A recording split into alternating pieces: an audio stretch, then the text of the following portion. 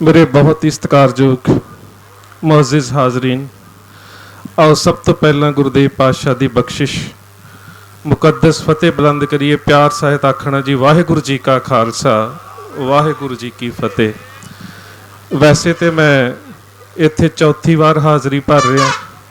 Stage के उपर मंच तो संबोधित इस करके नहीं होया क्योंकि मेरी आदत है कि जेड़े बुलारे बाहरों बुलाए गए होंदे ने उन्हां नूं वक्त जरूर दिता जाए। असी तो दीपवीर जी नूं पता जिस दिन पहले दिन तो तुरे सी सारे एक टीम के मैंबर हाँ। सो मैं नहीं चाहता कि असी वो वक्त जिहड़ा बाकी बुलारियां नूं जिहड़ा चाहिदा, जिहड़े बाहरों साडे मेहमान आउंदे ने, असी उन्हां दा वक्त जिहड़ा वो लईए। गुरप्रीत वीर जी जिन्हां नूं असी गुरप्रीत घुग्गी के नाम दे नाल जाणदे हां, इंग्लैंड विच सीगे जदों मैं इन्हां नूं फोन ते कहा, मैं कहा वीर जी किसानी संघर्ष दे विच, क्योंकि जदों असी कई वारी बैठते हैं तो गल्लां बड़ियां जटकियां करते हैं, तो मैं क्या जटकियां गल्लां करन वाला अदाकार सानू नज़र नहीं आउण दिया किते। कहंदे मैं तो इंग्लैंड बैठा पर जिस दिन भी आया मैं उस दिन ही संघर्ष दे विच शामिल हो जाऊँगा। आके मैं इन्हां दा फोन नहीं सुन सकिया, इन्हां ने मैसेज छड्डिया कि मैं पंजाब आ गया तो कित्थे असी जाना है। मैं उस वेले क्या मैं क्या कि असी सारे शंभू बार्डर के उपर ही इकट्ठे होवांगे। खैर वीर जी ने बहुत वधिया तरीके दे नाल तुहानू सारे पंजाब की समस्या संघर्ष किवें लड़ना है, उस संघर्ष की नीति की होवे, किहड़े दिशा निर्देशों के उपर चलना है, वो सारा तुहाडे नाल साझा कीता है। मैं ज़्यादा करके इन्हां मंचां दे उपर इस करके भी नहीं बोलता कि असी जो इतिहासक दृष्टिकोण तो वेखदे हां ते इतिहास ते बोलण वाले वक्त थोड़ा ज़्यादा लै जाने हैं, पर फिर भी मैं कुछ नुकते तुहाडे नाल जरूर साझे करदा हां। कई बारी जिहड़े कुछ वरतारे इतिहास दे विच वापरदे ने ना, सानू वेखण नूं बड़े छोटे लगदे ने, पर उन्हां दी अहमियत जिहड़ी है ना वो वापर रहे वरतारे दे समय दे विच नहीं वेखी जांदी, उस वर्तमान दे विच नहीं वेखी जांदी, वो भविख दे विच नज़र आउंदी है। केंद्र सरकार ने किसानां दे खिलाफ जां किसान मारू बिल पास कर दिते, कानून बन गए। पंजाब सरकार ने उन्हां कानूनां दे विच रद्द करन दी जां अमेंडमेंट की गल कीती। ये सारे बुलारियां नूं भी पता है ते रोज़ सुनने वालियां नूं भी पता है कि इहदे नाल कोई मसला हल नहीं होवेगा। हल इस करके नहीं होवेगा क्योंकि राज सरकार कहती है कि कोई भी प्राइवेट एजेंसी जेकर जिनस नूं खरीदेगी तो उन्होंने घट्टो घट्ट इन्ना समर्थन मुल जिहड़ा वो देना पवेगा। बई जदों सरकारी खरीद ही नहीं होवेगी तो जिहड़ियां प्राइवेट जां जिहड़ियां निजी एजेंसियां ने वो तुहानूं घट्टो घट्ट समर्थन मुल देणगे ही क्यों। दूजी गल कही गई है कि जेकर धक्के नाल उस तो घट जिहड़ी है खरीद करन दी कोशिश की जाएगी तो खरीददार नूं 3 साल कैद की जाएगी। मेरे वीरों मैं तुहानूं एक उदाहरण दिना है कि मध्य प्रदेश दे विच मक्की का जिहड़ा घट्टो घट समर्थन मुल आ 1850 रुपया अज तो कुछ समा पहला मिथया गया, तो जिहड़ियां उत्थों दीयां निजी कंपनियां सी उन्हां ने अमरीका तो 5000 मैट्रिक टन की मंगाउण की इजाजत लई, वो उन्हां नूं 700 तो लैके 800 रुपया प्रति क्विंटल पई। तो जिहड़े किसान सी उन्हां ने मुड़ के धक्के नाल थोड़ा अपनी घट्टो घट समर्थन मिलते उन्हां को जबरदस्ती थोड़ा लई गई, उन्हां ने अपने आप ही फिर दे दित्ती, झगड़ा नहीं करना पिया। घर दे विच किन्ना कुh चिर असीं फसल नूं रखांगे। सो ये जिहड़े कानून जिन्हां च अमेंडमेंट की जां रद्द करन दी गल कीती जा रही है, ये किते भी किसान दे हितां दे विच सहाई नहीं होणगे, पर इहदे विचों एक आस दी किरण नज़र आउंदी है। मैं इतिहासक दृष्टिकोण तो तुहाडे नाल गल करदा हां। तुहाडे नेड़े जिस वेले बाबा बंदा सिंह बहादुर ने सरहंद नूं फतेह करना सी ना, ते उस वेले सरदार बाज सिंह ने ते सरदार रतन सिंह ने बंदा सिंह बहादुर नूं एक गल कही, गल बड़ी प्यारी सी। कहंदे जथेदार साहब आ माझे वाले भी आ गए ने, मालवे वाले भी आ गए ने, जिथे जिथे हुक्मनामे भेजे गए सी जिन्हां दे विच लिखिया सी लेवन ते बदला तुरकन ते मोहे पठायो गुरु स्वै कर बंदा मार तुके कर ख्वार वजीदे देहों उजाड़ लटिहों सरंदा। जिथे जिथे हुक्मनामे गए सी लोग आ गए ने, पर तुसी एक गल वेखो कि इन्हां दे विच बहुत सारे लोग वो भी ने जिहड़े लड़न वाले नहीं, जिहड़े लुट दी नीयत दे नाल इस संघर्ष दे विच शामिल होए ने। सारे लड़न वाले नहीं, कुछ लुट दी नीयत दे नाल भी शामिल होए ने। इन्हां नूं वखरे कर दईए, बंदा सिंह बहादुर कहंदा वखरे नहीं करने। कम से कम जो लुट के जाणगे ना, तो लुट के जाके पिंडां दे विच सुनेहा तां देणगे ना कि बंदा सिंह बहादुर ने सरहंद नूं उजाड़ दिता है। सो इस बिल दे नाल बेशक सानू रद्द करन दे नाल पंजाब सरकार दा कोई बहुता ज्यादा फायदा नहीं होया, कम से कम असीं इह ते दस दिता है ना कि असीं केंद्र दे कानूनां दे खिलाफ लड़न दी समर्था रखदे हां। एक संदेश तां गया है ना कम से कम कि जेकर तुसीं सड़कां ते आ जांदे हो, जेकर तुसीं मैदाने जंग दे विच आ जांदे हो, ते ओह तुहाडी चाहे केंद्र दे विच बैठी धिर अस्तीफा दिंदी है जां फिर पंजाब दे विच बैठी धिर कहिंदी है कि अस्तीफा जेब च पाया, उहनूं मजबूर तां तुसीं करदे हो जदों तुसीं सड़कां दे उपर आ जांदे हो। दूसरी गल, ये जिहड़े संघर्ष किसान दा संघर्ष, ये बिल्कुल मैनूं उस रूप दे विच इतिहास दी एक छोटी जी चिणग नज़र आउंदा है जदों मुखलिस खान दा बाज 6वें पातशाह दे कोल सी, ते साडे वर्गे ਜਿਹੜੇ ਹੁਣ ਵੀ ਕਹਿੰਦੇ ਨੇ ਨਾ ਆ ਕੀ ਕਰਨਾ ਸ਼ੰਭੂ ਬਾਰਡਰ ਤੇ ਜਾ ਕੇ, ਆ ਦੀਪ ਬੈਠਾ ਹੈ 2-4 ਦਿਨਾਂ ਨੂੰ ਉੱਠ ਜਾਵੇਗਾ। ਤੇ 6ਵੇਂ ਪਾਤਸ਼ਾਹ ਨੂੰ ਵੀ ਸਾਡੇ ਵਰਗੇ ਢਿੱਲੀ ਜੀ ਕਿਸਮ ਦੇ ਸਿੱਖ ਪਤਾ ਕੀ ਕਹਿੰਦੇ ਸੀ, ਪਾਤਸ਼ਾਹ ਪੰਛੀ ਤਾਂ ਹੈਗਾ ਬਾਜ, ਬਾਜ ਤੋਂ ਕਾਹਦਾ ਲੜਨਾ, ਬਾਜ ਤਾਂ ਹੋਰ ਲੈ ਲਵਾਂਗੇ। ਤੇ ਪਾਤਸ਼ਾਹ ਨੇ ਪਤਾ ਕੀ ਕਿਹਾ ਸੀ, ਤਿੰਤੇ ਬਾਜ ਨਹੀਂ ਅਬ ਦੇਣਾ, ਅਬ ਤਾਜ ਰਾਜ ਤਿੰਤੇ ਸਭ ਲੈਣਾ। ਗੱਲ ਬਾਜ ਦੀ ਨਹੀਂ ਹੈ, ਨਿਸ਼ਾਨਾ ਤਾਜ ਤੇ ਰਾਜ ਦਾ ਹੈ। ਗੱਲ ਹੁਣ ਇੱਥੇ ਕੇਵਲ ਤੇ ਕੇਵਲ ਕਿਸਾਨੀ ਦੀ ਨਹੀਂ ਰਹਿ ਗਈ, ਗੱਲ ਇੱਥੇ ਖੁਦ ਮੁਖਤਿਆਰੀ ਦੀ ਹੈ। ਗੱਲ ਹੁਣ ਤੁਹਾਡੇ ਹੱਕਾਂ ਦੀ ਹੈ, ਗੱਲ ਤੁਹਾਡੀ ਹੋਂਦ ਦੀ ਹੈ, ਗੱਲ ਮੁਖਤਿਆਰੀ ਦੀ ਹੈ।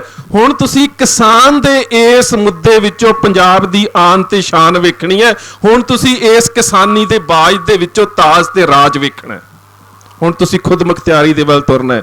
ਦੂਸਰੀ ਗੱਲ, ਲਾਲਚ ਦਿੱਤੇ ਜਾਣਗੇ। ਮੈਨੂੰ ਪਤਾ ਹੈ ਹਮੇਸ਼ਾ ਪੰਜਾਬ ਦੇ ਨਾਲ ਇਹ ਕੁਝ ਹੁੰਦਾ ਰਿਹਾ, ਰਾਜਨੀਤਿਕ ਧਿਰਾਂ ਜਿਹੜੀਆਂ ਨੇ ਉਹ ਵਿਕਦੀਆਂ ਰਹੀਆਂ ਨੇ, ਔਰ ਸਾਨੂੰ ਕਿਹਾ ਵੀ ਜਾਂਦਾ ਹੈ ਕਿ ਜਦੋਂ ਫਿਰ ਸਮਝੌਤੇ ਦੀ ਗੱਲ ਆਉਂਦੀ ਹੈ ਉਦੋਂ ਤੁਹਾਡੇ ਜਿਹੜੇ ਲੀਡਰ ਜਾ ਕੇ ਨੇ ਉਹ ਦਿੱਲੀ ਨਾਲ ਹੱਥ ਮਿਲਾ ਲੈਂਦੇ ਨੇ। ਪਰ ਜਿਹੜਾ ਆਹ ਵਾਲਾ ਧਰਨਾ ਹੈ ਨਾ, ਇਹਨੂੰ ਮੈਂ ਇਸ ਰੂਪ ਦੇ ਵਿੱਚ ਜ਼ਰੂਰ ਵੇਖਦਾ ਕਿ ਇਹਨੇ ਬਾਕੀ ਧਿਰਾਂ ਨੂੰ ਇਸ ਗੱਲ ਲਈ ਮਜਬੂਰ ਕਰ ਦਿੱਤਾ ਹੈ ਕਿ ਹੁਣ ਉਹ ਜਾ ਕੇ ਇਕੱਲੇ ਹੱਥ ਨਹੀਂ ਮਿਲਾ ਸਕਦੇ। ਇਹਦਾ ਇੱਕ ਫਾਇਦਾ ਹੈ ਸਭ ਤੋਂ ਵੱਡਾ, ਜਿਹੜਾ ਕਿ ਇਹ ਜਿਹੜਾ ਸ਼ੰਭੂ ਬਾਰਡਰ ਦੇ ਉੱਪਰ ਤੁਹਾਡਾ ਬੈਠਣਾ ਹੈ ਨਾ, ਇਹਨੇ ਬਾਕੀ ਸਾਰਿਆਂ ਦੇ ਉੱਪਰ ਇੱਕ ਪ੍ਰੈਸ਼ਰ ਗਰੁੱਪ ਬਣਾ ਦਿੱਤਾ, ਇੱਕ ਦਬਾਅ ਕਾਇਮ ਕਰ ਦਿੱਤਾ ਹੈ ਕਿ ਨਹੀਂ, ਇਹ ਜਾਗਰੂਕ ਲੋਕ ਬੈਠੇ ਨੇ, ਇਹ ਰੋਜ਼ ਸਾਨੂੰ ਸੰਬੋਧਿਤ ਹੁੰਦੇ ਨੇ। ਹੁਣ ਦਿੱਲੀ ਜਾ ਕੇ ਟੇਬਲ ਦੇ ਉੱਪਰ ਬੈਠ ਕੇ ਬਿਸਕੁਟ ਖਾ ਕੇ ਤੇ ਚਾਹ ਪੀ ਕੇ ਪੰਜਾਬ ਦੇ ਹਿੱਤ ਵੇਚੇ ਨਹੀਂ ਜਾਣੇ। ਹੁਣ ਪੰਜਾਬ ਦੇ ਲੋਕ ਜਾਗ ਚੁੱਕੇ ਨੇ। ਤੇ ਸੱਚ ਜਾਣਿਓ, ਇੱਕ ਗੱਲ ਨੂੰ ਹਮੇਸ਼ਾ ਯਾਦ ਰੱਖਿਓ, ਮੈਂ ਇਤਿਹਾਸਕ ਦ੍ਰਿਸ਼ਟੀਕੋਣ 'ਚ ਗੱਲਾਂ ਤਾਂ ਬਹੁਤ ਕਰਨਾ ਚਾਹੁੰਦਾ ਸੀ। ਗੁਰਪ੍ਰੀਤ ਵੀਰ ਜੀ ਨੇ ਜਾਣਾ, ਮੈਨੂੰ ਪਤਾ ਇਹਨਾਂ ਨੂੰ ਬਹੁਤ ਚਿਰ ਬਿਠਾਇਆ, ਤੇ ਮੈਂ ਤੇ ਵੀਰ ਜੀ ਨੂੰ ਕਿਹਾ ਸੀ ਮੈਨੂੰ ਟਾਈਮ ਨਾ ਦਿਓ, ਮੈਂ ਬਾਅਦ 'ਚ ਫਿਰ ਆ ਜਾਣਾ, ਜਦੋਂ ਤੁਸੀਂ ਕਹੋਗੇ ਮੈਂ ਹਾਜ਼ਰ ਹਾਂ। ਮੈਂ ਇੱਕ ਗੱਲ ਤੁਹਾਡੇ ਨਾਲ ਗੱਲ ਕਰਨਾ ਚਾਹੁੰਦਾ, ਅੱਜ ਤੁਹਾਡੀਆਂ ਫਸਲਾਂ, ਜਿਹੜੀ ਪੰਜਾਬ ਸਰਕਾਰ ਨੇ ਵੀ ਗੱਲ ਕੀਤੀ ਹੈ ਨਾ, ਉਹਦੇ ਵਿੱਚ ਜਿਹੜੀ ਘੱਟੋ ਘੱਟ ਸਮਰਥਨ ਮੁੱਲ ਦੀ ਗੱਲ ਆਈ ਹੈ, ਕਣਕ ਤੇ ਝੋਨੇ ਦੀ ਆਈ ਹੈ। ਇਹ ਸਾਨੂੰ ਵੀ ਪਤਾ ਕਿ ਸਾਨੂੰ ਅਗਲੇ ਸਮੇਂ ਦੇ ਵਿੱਚ ਫਸਲ ਚੱਕਰ ਬਦਲਣਾ ਪੈਣਾ ਹੈ। ਕਣਕ ਤੇ ਝੋਨੇ ਦੋ ਫਸਲਾਂ ਦੇ ਉੱਪਰ ਜੇਕਰ ਘੱਟੋ ਘੱਟ ਸਮਰਥਨ ਮੁੱਲ ਦੀ ਆ ਵੀ ਜਾਵੇ ਗੱਲ, ਤੇ ਤਾਂ ਵੀ ਸਾਡੀਆਂ 22-23 ਜਿਹੜੀਆਂ ਫਸਲਾਂ ਨੇ, ਦਾਲਾਂ ਨੇ, ਜਿਹੜੀਆਂ ਹੋਰ ਚੀਜ਼ਾਂ ਨੇ, ਉਹ ਸਾਰੀਆਂ ਇਹਦੇ ਵਿੱਚੋਂ, ਇਸ ਲਿਸਟ ਚੋਂ, ਇਸ ਫਹਿਰਿਸਤ ਦੇ ਵਿੱਚੋਂ ਬਾਹਰ ਰਹਿ ਜਾਣਗੀਆਂ। ਤੁਹਾਨੂੰ ਪੰਜਾਬ ਨੂੰ ਸੰਭਾਲਣਾ ਪੈਣਾ ਹੈ, ਤੁਹਾਨੂੰ ਪੰਜਾਬ ਦੇ ਫਸਲ ਚੱਕਰ ਨੂੰ ਬਦਲਣਾ ਪੈਣਾ ਹੈ। ਤੇ ਖਾਸ ਕਰਕੇ ਜਿਹੜੀਆਂ ਸਾਡੀਆਂ ਬਾਹਰ ਬੈਠੀਆਂ ਸੰਸਥਾਵਾਂ ਨੇ, ਜਿਹੜੀਆਂ ਸਮਾਜ ਸੇਵਾ ਕਰਦੀਆਂ ਨੇ, ਉਹਨਾਂ ਨੂੰ ਪਹਿਲਾਂ ਪੰਜਾਬ ਦੇ ਵੱਲ ਵੇਖਣਾ ਪੈਣਾ, ਪਹਿਲਾਂ ਪੰਜਾਬ ਦੇ ਵੱਲ ਵੇਖਣਾ ਬੈਠਾ। ਇੱਕ ਦਿਨ ਮੈਂ ਬੈਠਾ ਸੀ, ਸਾਡੇ ਦੋਸਤ ਨੇ ਉਸਮਾਨ ਸਾਹਿਬ, ਉਹਨਾਂ ਨੇ ਇੱਕ ਬੜੀ ਗੱਲ ਸੱਲੱਲਾਹੁ ਅਲੈਹਿ ਵਸੱਲਮ ਮੁਹੰਮਦ ਸਾਹਿਬ ਦੇ ਬਾਰੇ ਉਹਨਾਂ ਨੇ ਹਦੀਸ ਦੇ ਵਿੱਚੋਂ ਕਹੀ ਕਿ ਇਸਲਾਮ ਦੇ ਵਿੱਚ ਇੱਕ ਗੱਲ ਕਹੀ ਜਾਂਦੀ ਹੈ ਕਿ ਜੇਕਰ ਤੇਰਾ ਭਰਾ ਭੁੱਖਾ ਹੈ ਤੇ ਗਵਾਂਢੀ ਨੂੰ ਦੇਣ ਦਾ ਕੋਈ ਫਾਇਦਾ ਨਹੀਂ, ਤੇ ਜੇਕਰ ਤੇਰਾ ਗਵਾਂਢੀ ਭੁੱਖਾ ਹੈ ਤੇ ਮਸਜਿਦ 'ਚ ਦੇਣ ਦਾ ਵੀ ਕੋਈ ਫਾਇਦਾ ਨਹੀਂ। ਹੁਣ ਜਿੰਨੀਆਂ ਸਾਡੀਆਂ NGOs ਨੇ, ਉਹਨਾਂ ਨੂੰ ਸੋਚਣਾ ਪਵੇਗਾ ਕਿ ਜੇਕਰ ਪੰਜਾਬ ਦਾ ਕਿਸਾਨ ਭੁੱਖਾ ਹੈ ਤੇ ਬਾਹਰ ਜਾ ਕੇ ਕੁਝ ਕਰਨ ਦਾ ਕੋਈ ਫਾਇਦਾ ਨਹੀਂ, ਤੇ ਜੇਕਰ ਹਿੰਦੁਸਤਾਨ ਦੇ ਵਿੱਚ ਕੋਈ ਇਨਸਾਨ ਭੁੱਖਾ ਹੈ ਤੇ ਸਾਨੂੰ ਵਿਦੇਸ਼ਾਂ 'ਚ ਜਾ ਕੇ ਕਰਨ ਦਾ ਕੁਝ ਫਾਇਦਾ ਨਹੀਂ। ਸਾਨੂੰ ਪਹਿਲਾਂ ਇਸ ਚੀਜ਼ ਦੇ ਬਾਰੇ ਵੇਖਣਾ ਪਵੇਗਾ, ਕਿਉਂਕਿ ਇਹ ਉਹ ਧਰਤੀ ਹੈ ਗੁਰੂ ਸਹੁਰਿਓ ਤੁਸੀਂ ਤਾਂ ਕੇਵਲ ਇਹ ਕਹਿ ਰਹੇ ਹੋ ਨਾ ਕਿ ਫਸਲ ਦਾ ਘੱਟ ਮੁੱਲ ਮਿਲ ਰਿਹਾ ਹੈ, ਤੇ ਦੂਜੇ ਬੰਨੇ ਦਿੱਲੀ ਦੀ ਹਕੂਮਤ ਇਹ ਗੱਲ ਕਹਿ ਰਹੀ ਹੈ ਕਿ ਅਸੀਂ ਆਪਣੀ ਇਸ ਕਾਨੂੰਨ ਦੇ ਉੱਪਰ ਔਰ ਨੀਤੀ ਦੇ ਉੱਪਰ ਬਜ਼ੇਦ ਹੈ। ਉਹਨੂੰ ਸ਼ਾਇਦ ਸਾਡੀ ਜਿੱਦ ਦਾ ਨਹੀਂ ਪਤਾ, ਸਾਡੀ ਤਾਂ ਜਿੱਦ ਹੀ ਬੜੀ ਵੱਖਰੀ ਹੈ। ਜਿਵੇਂ ਇੱਕ ਸ਼ਾਇਰ ਨੇ ਬੜੀ ਪਿਆਰੀ ਗੱਲ ਲਿਖੀ ਹੈ ਨਾ, ਉਹ ਕਹਿੰਦਾ ਕਿ ਜਿਹੜੀਆਂ ਕੌਮਾਂ ਦੇ ਵਿੱਚ ਜੂਝਣ ਦਾ ਜਜ਼ਬਾ ਹੁੰਦਾ ਹੈ ਨਾ, ਉਹਨਾਂ ਦੇ ਵਿੱਚ मत पूछ मेरे सब्र की मुसीबत कहाँ तक है, सताकर देख ले जालिम तेरी ताकत कहाँ तक है, वो और होंगे जिन्हें मौत आ गई होगी, हमें तो देखना ये है कि तू जालिम कहाँ तक है। ਅਸੀਂ ਤੇ ਉਹ ਆ ਜਿਸ ਵੇਲੇ ਦਿੱਲੀ ਦੀ ਕੋਤਵਾਲੀ ਜਿੱਥੇ ਅੱਜ ਪਬਲਿਕ ਲਾਇਬ੍ਰੇਰੀ ਹੈ, ਉੱਥੇ ਸਰਬਰਾਹ ਖਾਨ ਦਾ ਜਲਾਦ ਤਲਵਾਰ ਕੱਢ ਕੇ ਬੈਠਾ ਸੀ। ਉਹਦੇ ਇੱਕ ਹੱਥ ਦੇ ਵਿੱਚ ਇੱਕ ਪਾਸੇ ਕਿਰਪਾਨ ਸੀ ਤੇ ਕਾਜ਼ੀ ਦੇ ਹੱਥ ਦੇ ਵਿੱਚ ਕੁਰਾਨ ਸੀ, ਤੇ ਸਿੱਖ ਨੂੰ ਕਿਹਾ ਜਾਂਦਾ ਸੀ ਜੇਕਰ ਦੀਨੇ ਇਸਲਾਮ ਕਬੂਲ ਕਰਨਾ ਹੈ ਤੇ ਕੁਰਾਨ ਵਾਲੇ ਪਾਸੇ ਚਲਾ ਜਾ, ਜੇਕਰ ਮੌਤ ਪ੍ਰਵਾਨ ਕਰਨੀ ਹੈ ਤੇ ਕਿਰਪਾਨ ਵਾਲੇ ਪਾਸੇ ਚਲਾ ਜਾ। ਇੱਕ ਗਿਆ, ਦੋ ਗਿਆ, ਤਿੰਨ ਗਏ, ਚਾਰ ਗਏ, ਪੰਜਵੇਂ ਥਾਂ ਤੇ ਬਜ਼ੁਰਗ ਬੈਠਾ ਸੀ, ਹੱਥ ਖੜਾ ਕਰ ਦਿੱਤਾ। ਕਹਿੰਦਾ ਕਾਜੀ ਸਾਹਿਬ 5 ਕਤਲ ਹੋ ਗਏ ਨੇ, ਹੁਣ ਮੇਰੀ ਇੱਕ ਮੰਗ ਪ੍ਰਵਾਨ ਕਰੋਗੇ?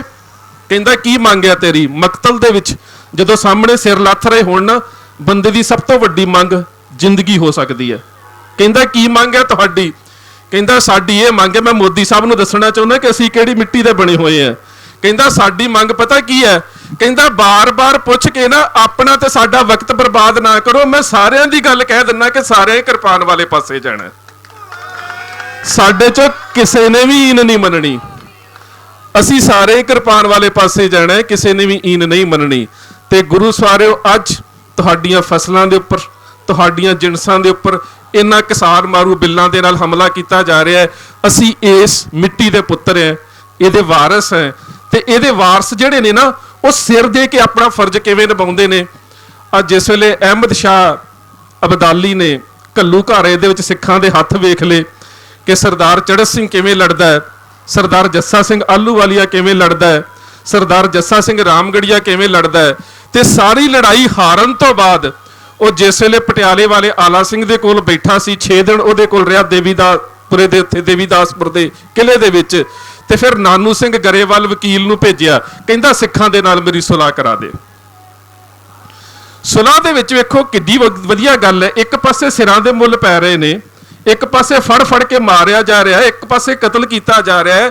ਇੱਕ ਦਿਨ ਦੇ ਵਿੱਚ 40,000 ਸਿੱਖ ਕਤਲ ਹੋਇਆ, ਬੱਚਿਆਂ ਦੇ, ਬਜ਼ੁਰਗਾਂ ਦੇ, ਔਰਤਾਂ ਦੇ ਢੇਰ ਲੱਗੇ ਪਏ ਨੇ ਲਾਸ਼ਾਂ ਦੇ, ਤੇ ਉਹਦੇ ਬਾਵਜੂਦ ਸਿੱਖਾਂ ਨੂੰ ਰਾਜੀਨਾਮੇ ਦਾ ਸੁਨੇਹਾ ਭੇਜਿਆ ਜਾ ਰਿਹਾ। ਤੇ ਸੁਨੇਹਾ ਬੜਾ ਵਧੀਆ ਜੇ, ਉਹ ਕਹਿੰਦਾ ਕਿ ਸਿੱਖਾਂ ਨੂੰ ਕਹਿ ਮੇਰੀ ਅਧੀਨਗੀ ਪ੍ਰਵਾਨ ਕਰ ਲੈਣ, ਸਿੱਖਾਂ ਨੂੰ ਕਹਿ ਮੇਰੀ ਅਧੀਨਗੀ ਪ੍ਰਵਾਨ ਕਰ ਲੈਣ। ਸਿਰ ਬਚ ਸਕਦੇ ਨੇ, ਪਰਿਵਾਰ ਬਚ ਸਕਦੇ ਨੇ, ਸਭ ਕੁਝ ਬਚ ਸਕਦਾ ਹੈ। ਬਸ ਨਜ਼ਰਾਨੇ ਦੇ ਤੌਰ ਤੇ ਛਮਾਹੀ ਹਰ 6 ਮਹੀਨਿਆਂ ਦੇ ਬਾਅਦ ਮੈਨੂੰ ਥੋੜਾ ਜਿਹਾ ਬਾਜਰਾ, ਜਵਾਰ, ਮੋਠ, ਗਵਾਰਾ, ਜਿਹੜੀਆਂ ਉਦੋਂ ਪੰਜਾਬ 'ਚ ਫਸਲਾਂ ਹੁੰਦੀਆਂ ਸੀ, ਮੈਨੂੰ ਇਹ ਚੀਜ਼ਾਂ ਦੇ ਦਿਆ ਕਰਨ, ਰਾਜ ਬਚ ਸਕਦਾ ਹੈ। ਤੇ ਸੱਚ ਜਾਣਿਓ, ਅਸੀਂ ਪੰਜਾਬ ਦੀ ਉਸ ਮਿੱਟੀ ਦੇ ਵਾਰਿਸ ਹੈ। ਪਰ ਇਸ ਗੱਲ ਨੂੰ ਲੱਭੇ ਹੋ ਕੇ ਸੋਚੀਏ ਤੇ ਸੌਦਾ ਤੇ ਬੜਾ ਸਸਤਾ ਹੈ ਨਾ, ਵੀ ਮੋਠ ਦੇ ਦਿਓ, ਬਾਜਰਾ ਦੇ ਦਿਓ, ਗਵਾਰਾ ਦੇ ਦਿਓ, ਮੱਕੀ ਦੇ ਦਿਓ, ਜਾਨ ਬਚਦੀ ਹੈ। ਪਰ ਸਿੱਖਾਂ ਦੇ 5 ਸਿੱਖ ਬੈਠੇ ਸੀ, 5 ਪਿਆਰਿਆਂ ਦੇ ਰੂਪ ਦੇ ਵਿੱਚ, ਸਰਦਾਰ ਜੱਸਾ ਸਿੰਘ ਆਹਲੂਵਾਲੀਆ, ਸਰਦਾਰ ਹਰੀ ਸਿੰਘ ਹੋਣੀ, ਸਰਦਾਰ ਚੜ੍ਹਤ ਸਿੰਘ, ਸਰਦਾਰ ਕਰਮ ਸਿੰਘ ਹੋਣੀ, ਇਹਨਾਂ ਸਾਰਿਆਂ ਨੇ ਸਲਾਹ ਮਸ਼ਵਰਾ ਕੀਤਾ। ਤੇ ਸਲਾਹ ਮਸ਼ਵਰਾ ਕਰਕੇ ਜਿਹੜਾ ਅਬਦਾਲੀ ਦੇ ਏਲਚੀ ਨੂੰ ਸੁਨੇਹਾ ਭੇਜਿਆ ਨਾ, ਉਹ ਸਰਦਾਰ ਸੋਹਣ ਸਿੰਘ ਸੀਤਲ ਨੇ ਕਵਿਤਾ ਦੇ ਵਿੱਚ ਲਿਖਿਆ, ਉਹ ਸਮਝ ਲਿਓ ਕਿ ਅੱਜ ਸਾਡਾ ਸੁਨੇਹਾ ਦਿੱਲੀ ਨੂੰ। ਉਹਨਾਂ ਨੇ ਪਤਾ ਕੀ ਕਿਹਾ ਸੀ? ਕਹਿੰਦੇ ਸਾਡੇ ਵੱਲੋਂ ਸ਼ਾਹ ਨੂੰ ਕਹਿ ਦੇਣਾ ਜਾ ਕੇ, ਮਿਲਾਂਗੇ ਉਸ ਨੂੰ ਰਣ ਵਿੱਚ ਹੱਥ ਤੇਗ ਵਿਖਾ ਕੇ, ਸ਼ਰਤਾਂ ਲਿਖਾਂਗੇ ਰੱਤ ਨਾਲ ਗੱਲ ਬੰਨੇ ਲਾ ਕੇ, ਤੇ ਫਿਰ ਤਕਦੀਰ ਲਿਖਾਂਗੇ ਤੇਗ ਨਾਲ ਖੈਬਰ ਤੇ ਜਾ ਕੇ, ਸ਼ਾਹ ਨਜਰਾਨੇ ਸਾਥੋਂ ਭਾਲਦਾ ਇਉਂ ਈਨ ਮਨਾ ਕੇ, ਪਰ ਸ਼ੇਰ ਨਾ ਜਿਉਂਦੇ ਸੀਤਲਾ ਨੱਕ ਦੱਥ ਪਵਾ ਕੇ। ਅਸੀਂ ਨੱਕ ਦੇ ਵਿੱਚ ਨੱਥ ਪਵਾ ਕੇ ਨਹੀਂ ਜੀਣਾ। ਗੋਡੇ ਟੇਕਣ ਦੇ ਨਾਲੋਂ ਇਹ ਪੰਜਾਬ ਦੀ ਮਿੱਟੀ ਦੇ ਵਾਰਿਸ ਸਿਰ ਲਹਾਉਣਾ ਤਾਂ ਕਬੂਲ ਕਰ ਸਕਦੇ ਆ, ਅਧੀਨਗੀ ਸਵੀਕਾਰ ਨਹੀਂ ਕਰਦੇ। ਸੋ ਇੰਨੀਆਂ ਕੁ ਬੇਨਤੀਆਂ ਪ੍ਰਵਾਨ। ਫਤਿਹ ਦੀ ਸਾਂਝ ਪਿਆਰ ਸਹਿਤ ਆਖਿਓ ਜੀ। ਵਾਹਿਗੁਰੂ ਜੀ ਕਾ ਖਾਲਸਾ, ਵਾਹਿਗੁਰੂ ਜੀ ਕੀ ਫਤਿਹ।